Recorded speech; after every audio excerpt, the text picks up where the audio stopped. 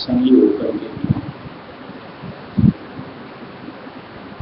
बात बात में विचलित हो जाती है, मौन में नहीं रह पाते, तो बड़ा एक आश्चर्यजनक पहलू है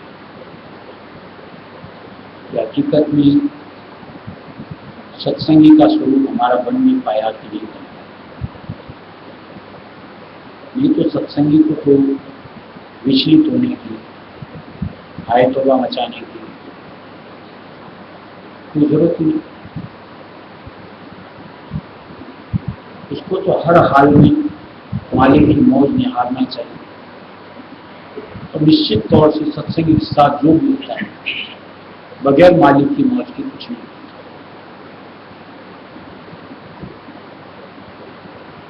वो थोड़ा समझने का प्रयत्न करें। जैसे मान लो हम लोग जो पैसा जुगाड़ करते हैं, उसके लिए कितनी मेहनत करते हैं।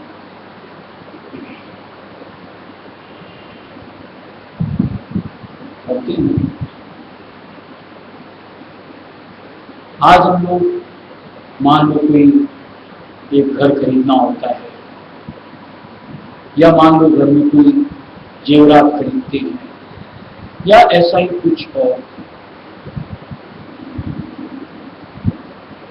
कितने सालों की कमाई जब खर्च करते हैं, दर्द होता है या खुशी होती है? खुशी होती है। खर्च करके भी खुशी।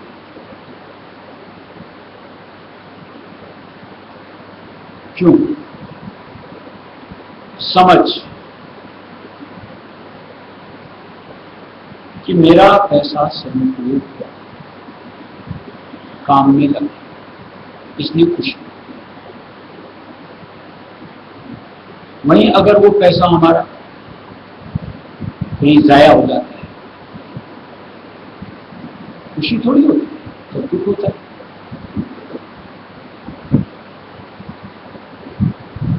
आज सत्संगी की जिंदगी में कुछ भी होता है, मान लो ये आराम बीमारी, मान लो यश अपयश, मान लो पैसे का कमी अभाव, जो कुछ भी होता है, क्या बिना मौज होता है? और उसमें क्या हमारा भला नहीं होता?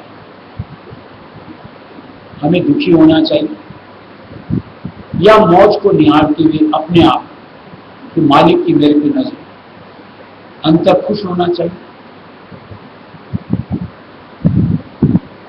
कि चलो भक्ति करते कहीं तो मालिक की मेरे पे नजर पड़ी कि मालिक मेरे पर कर्म कर रहे हैं।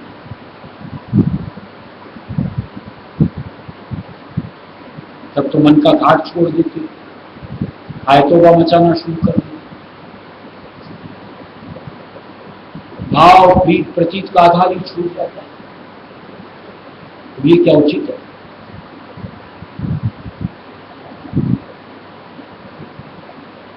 हमने जो भक्ति करी जैसी और तैसी,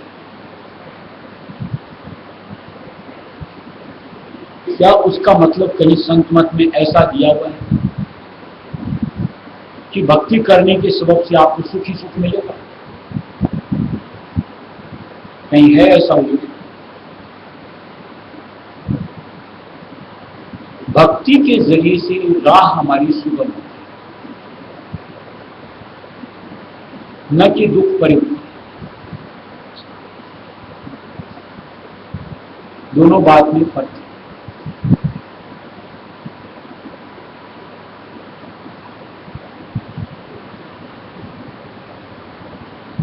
भक्ति के जरिए से हमारी समझ परिपक्व होती है, यानी किसी भी हालात को समझने का हमारा नजरिया तरीका परमार्थी सोच से जुड़ा होता है। यानी कुछ भी हमारी जिंदगी में आता है, तुरंत हमें समझ में आता है अपने किए कर्म जो कि सच्चाई, हम उसमें विचलित नहीं।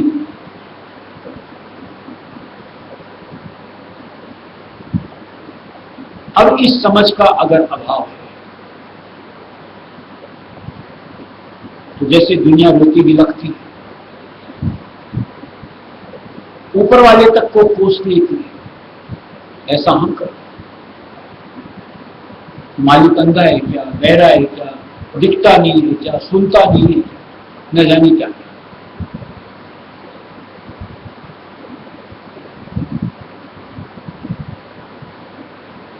भक्ति कभी भी बेकार नहीं, निष्फल नहीं होती। मालिक भक्ति के जरिए हमारे जो किए गए कर्म, चाहे अपने प्रेमान और चाहे वो संचित के लिए, रफा दफा करवाते, ये उनका अपना तरीका और उसमें हमें अपनी दखल नहीं देनी चाहिए। वो मालिक आपकी मौत वैसे कर।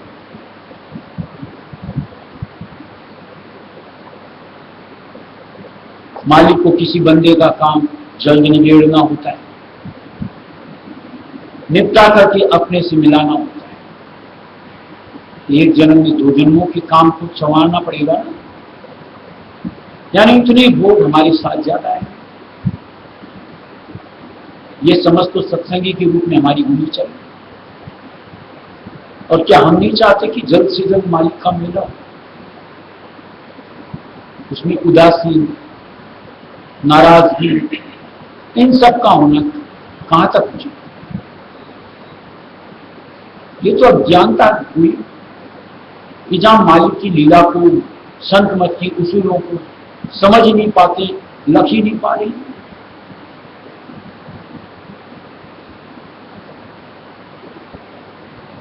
और ऐसी जीवों के लिए क्या बात कि मौज बिना क्या हुए, मौज की सार न जाने, मन इंद्री बस में नहीं तो काल चबाने।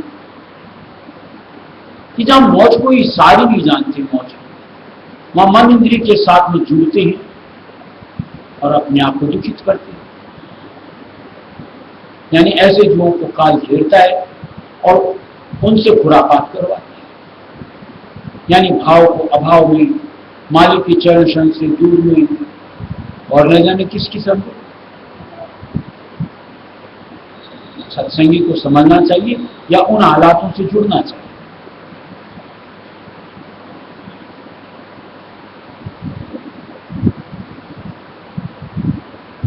क्या किसी भी बंदे का, यानी एक सत्संगी, वो मालिक जिनको हम बोलते हैं दीन दया, यानी जिनके अंदर सिर्फ दया ही दया भरती है, वो किसी जीव के साथ में कुछ कठोर बर्ताव कर सकता है?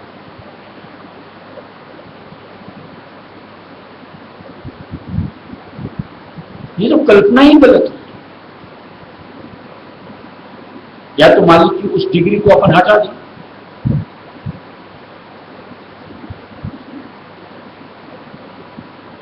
और उस बात को अगर स्वीकार करते हैं तो मालिक है ऐसा, तो मालिक उसमें कहीं ना कहीं अपनी मौज दे रहा है, दयाधार दे रहा है, दया का हाथ दे रहा है। ये तो हमें समझ में आनी चाहिए।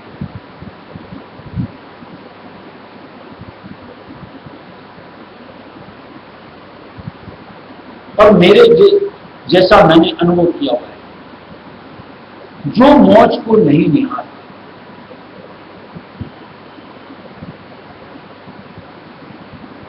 यानी फिर अपनी सोचों से उलझ जाते हैं, उनके लिए वो कर्म जो कि आने ही है, कोई नहीं रोक सकता। इस कदर उसमें अपने आप को त्रस्त कर लेते हैं, संलिप्त हो जाते हैं कि उनके लिए जिंदगी नीरस हो जाती है, यानी जिंदगी का मतलब ही अलग हो जाता है। वही जो मौत से जुड़ा रहता है, उसके लिए जिंदगी बड़े आनंद की चीज होती है। यानी हर चीज में दया ही दया लगता है। जैसे बात की, चाहे आराम बीमारी आए, चलो मालिक ने इतने कर्म आज किए, कहीं कुछ आर्थिक नुकसान, चलो कोई खोटा पैसा था, इसके जरिए मालिक ने हमारी कर्म साफ कर। कोई आकर के हमारी निंदा कर जाए, हमें चार खरी खोटी सुना, चलो पुराना हिसाब किताब साफ हुआ, आगे मेरा सुधार हुआ। हर चीज को पॉजिटिव सोचता है, अपने साथ निगेटिव नहीं लेता। जो कि सत्संगी के स्वरूप में हमारा स्वभाव होना चाहिए।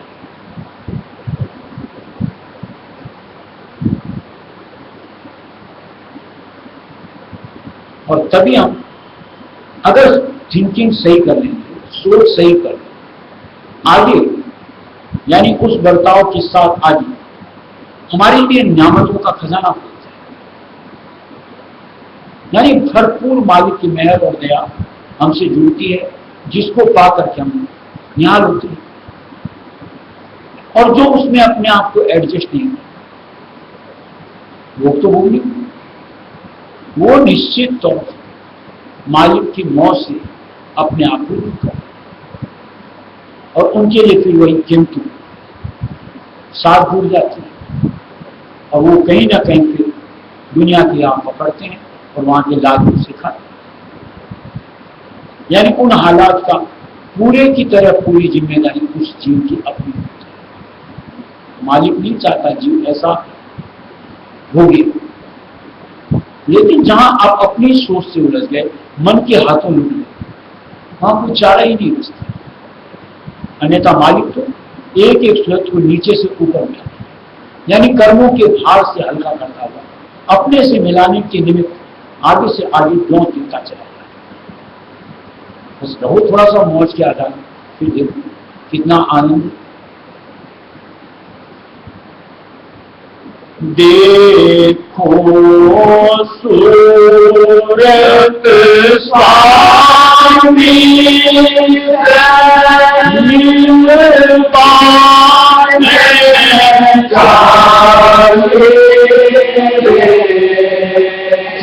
अब तो मिटे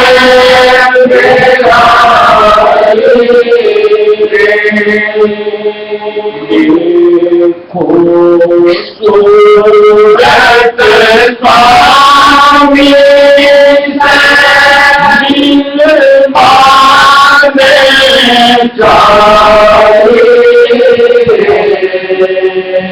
अब तो मिटे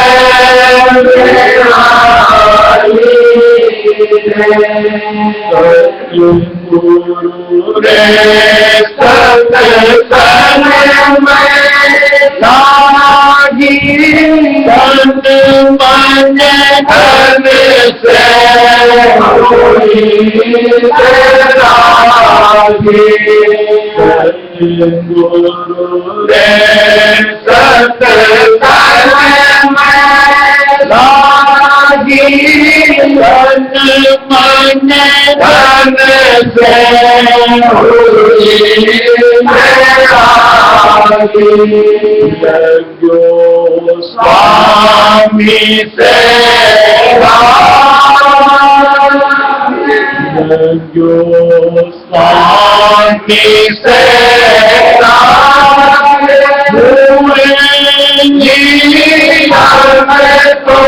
निहाले अब तो मिटे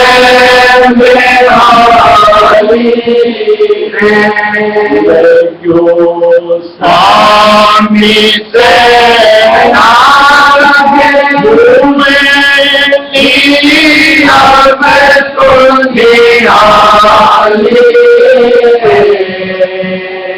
अब तो मिटे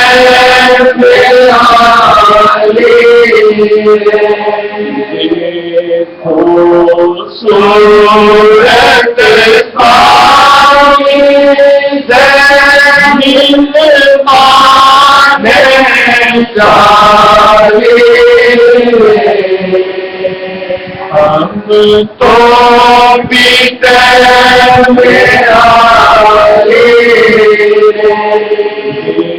देखो सूरत स्वामी तो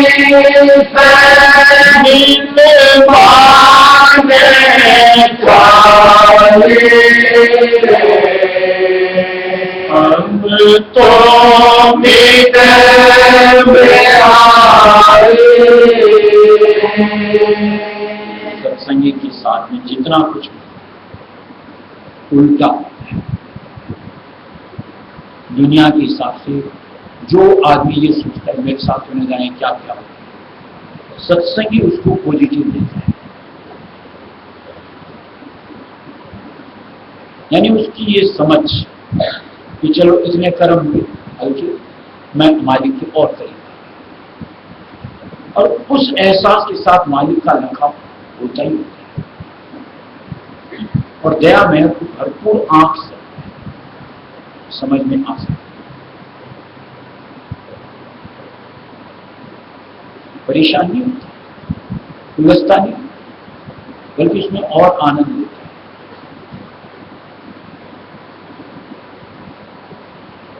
सत्संगी की सोच का तरीका ही अलग होता है, आम जीवन से भिन्न। उसका किसी चीज को देखने का नजरिया ही अलग होता है। क्यों ना हो, सत्संगी जो है जैसे दुनिया सोचती है, जैसे दुनिया देखती, सत्संगी भी अगर वैसे ही देखे और वैसे ही सोचे तो फिर हम सत्संगी कैसे?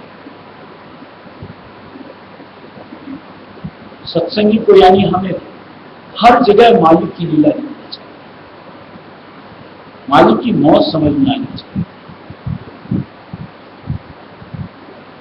और वैसे भी आप देखिए, जैसी कहावत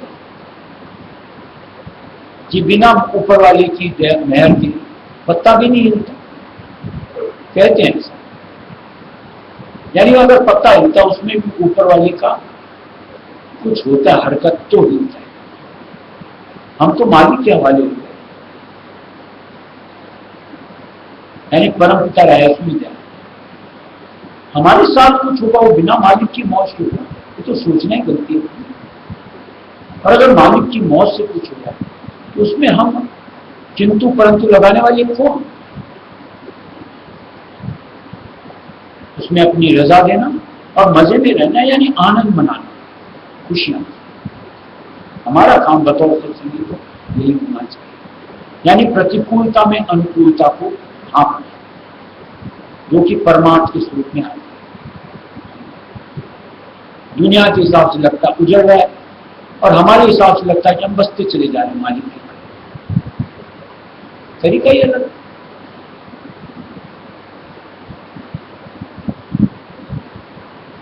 दुनिया एक एक चीज बांधती है, हम एक एक चीज छोड़ते हैं, हल्की होती है। जो कि सत्संगी रूप में हमारा होना चाहिए तरीका,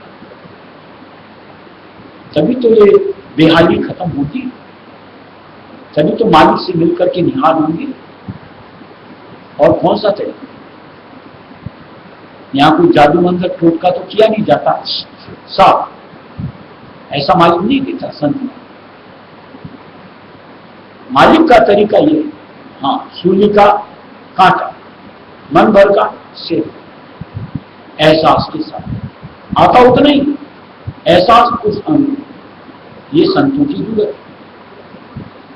उतने में तो पेशेंस रखो, सब्र धरो, मालिक का शुक्र अदा करो कि मालिक अगर तुम्हारा हाथ नहीं होता तो अभी मैं तो दम घुट जाता, बर्दाश्त ही नहीं कर सकता। आपकी दया तो आज मैं इस तरीके से हंस रहा हूं, सह पा रहा हूं, दुनिया में जी पा रहा हूं। तब देखो कैसे मालिक का साथ पकड़ा जाता है अंदर, मौज के साथ मालिक की दया और अपने आप का जुड़ा। शील चिमारी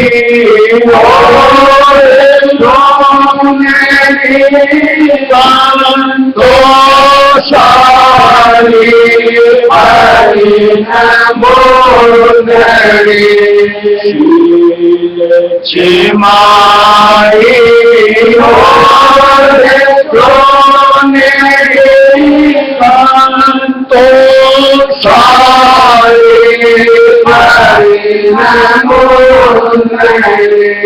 शब्द से हक ले हो शब्द से हक ले हो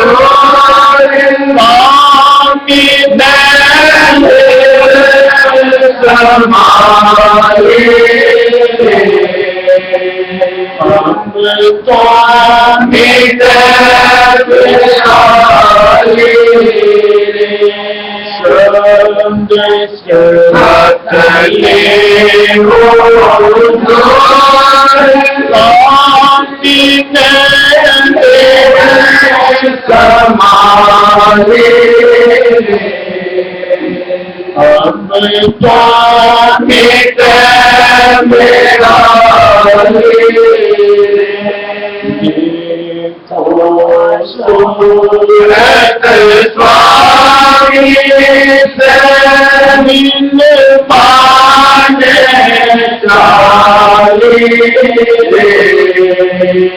हम तो मिट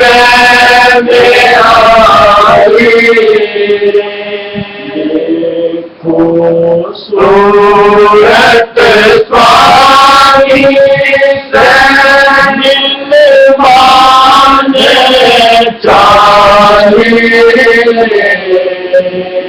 अब तो मिट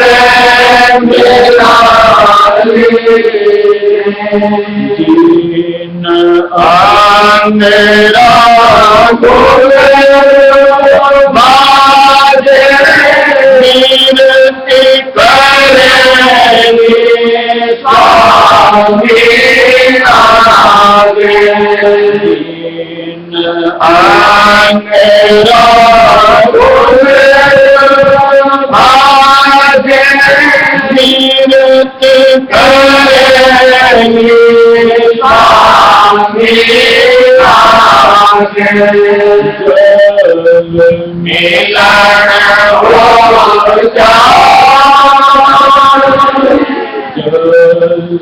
मिलन हो तो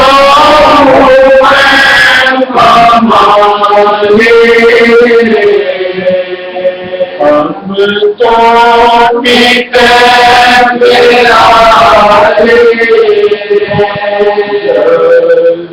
मिलन हो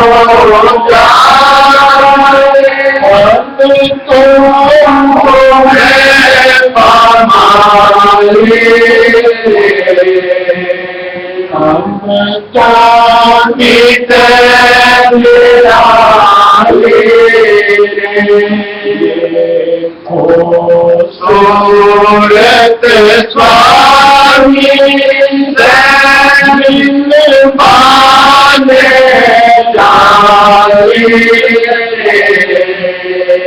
अब तो मिट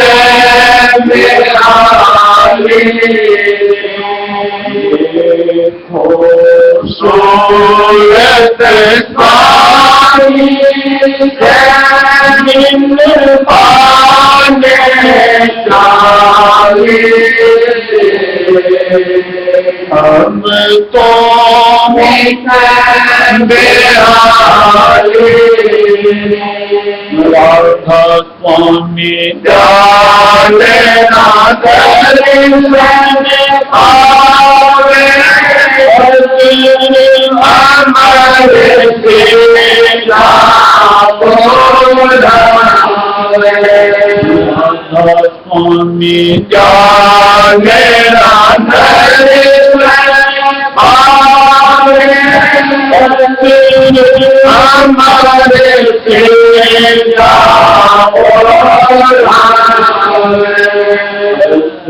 संयोग भरे हर्ष संयोग भरे अमर महल की पारी हम तो मिट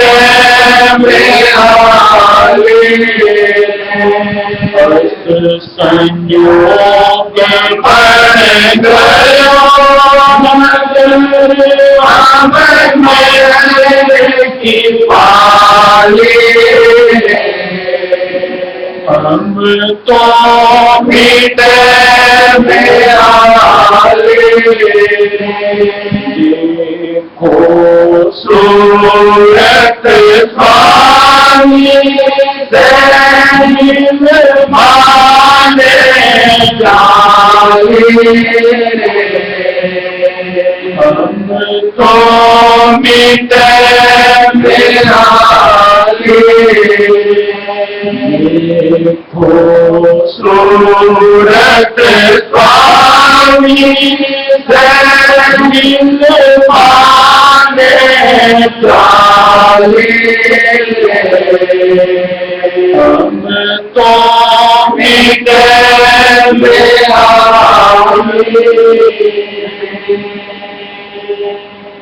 देखिए गीता में और जगह भी बताया हुआ है, ये जो अपनी कायदा ये सूरत का बतौर आओ दिया है, फिर दिया है कि जीर्ण वस्त्र का त्याग करें, पुराने कपड़े फट जाते हैं क्या करते हैं, जाके फेंकते हैं, नया पहनते हैं। ऐसी सूरत यानी आत्मा चोला बदलती है। अब जैसे बताओ, मान लो आपका एक कपड़ा है, अब इस पे अगर मान लो कोई धूल गर्दा जम गया, क्या करोगे आप? झाड़ोगे ना, कहीं दाग लग गया, रगड़ रगड़ के धोगे ना।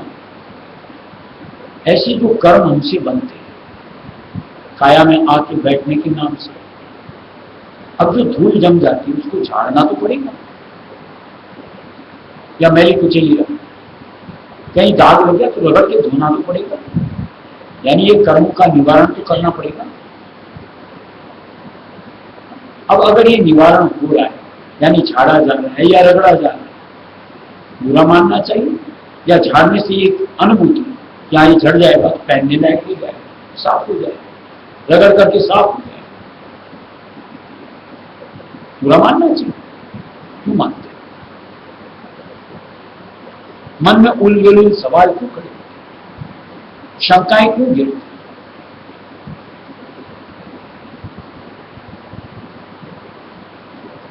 कभी ये तो विचार,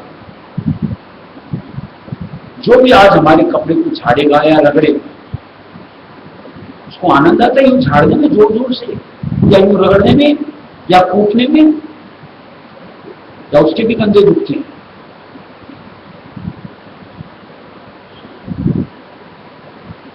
ऐसे मालिक यानी दाता हमारा अगर हमारे कर्मों का रफा दफा कर रहा है, साफ कर रहा है, हमको निर्मल कर रहा है, जिस भी रूप से, जैसे भी हमारे दाग हमारे साथ जुड़े हुए, उनको कोई आनंद थोड़ी आता है, उनको भी तकलीफ है, लेकिन हमारे हित मालिक को वो करना पड़ता है। इसी तरीके से आज मन पर गर्त चढ़ जाता है, हौमे के रूप में, ईर्ष्या के रूप में, मालिक को तो वो भी झाड़नी पड़ेगी। अब जो हौमे है, जब तक आपकी निंदा ना हो, आप हौमे से कैसे उबरोगे?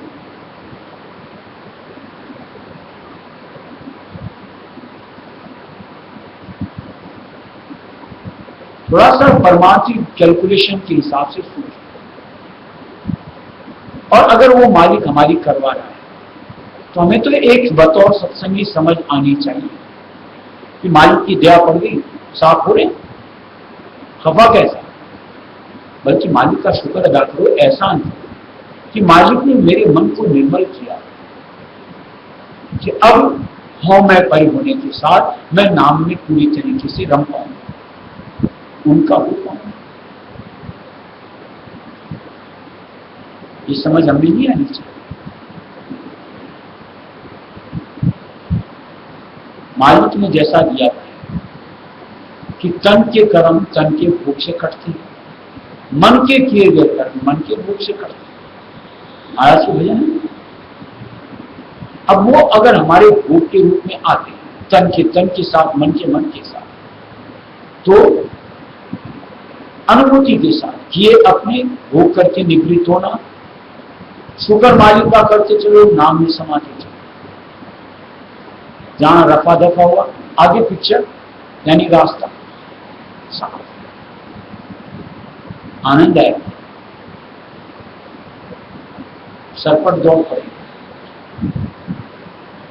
फिर देखो कभी भी मन ऐसा मलिन नहीं और उलझन में नहीं होगी, बल्कि अपने हित की सोचता चला। चलो छुटकारा कैसे कैसे समझाया जाए, ये तो कहीं समझना ही नहीं चाहते। इंसान अपने ही अंग कटवाता है कि नहीं करता? कितने ऑपरेशन हुए, क्यों कटवाए? अपनी समझ सोच के साथ कि ये रोग था, चलो निदान।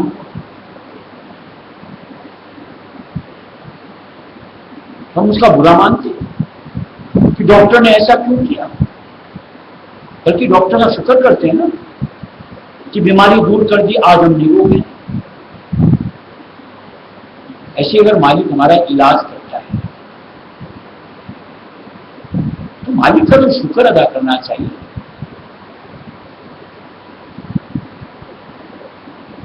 अब उसमें डॉक्टर ने ऐसा क्यों कर दिया, अरे हमने भी सहमति दी और डॉक्टर ने किया तो हमारे हित के लिए किया।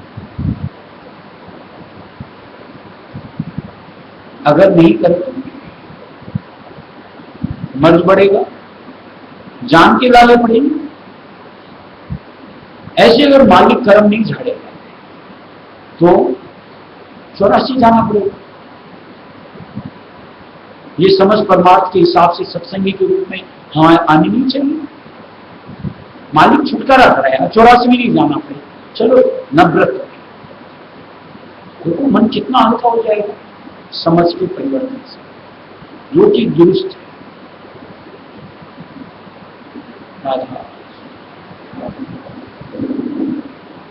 करुणे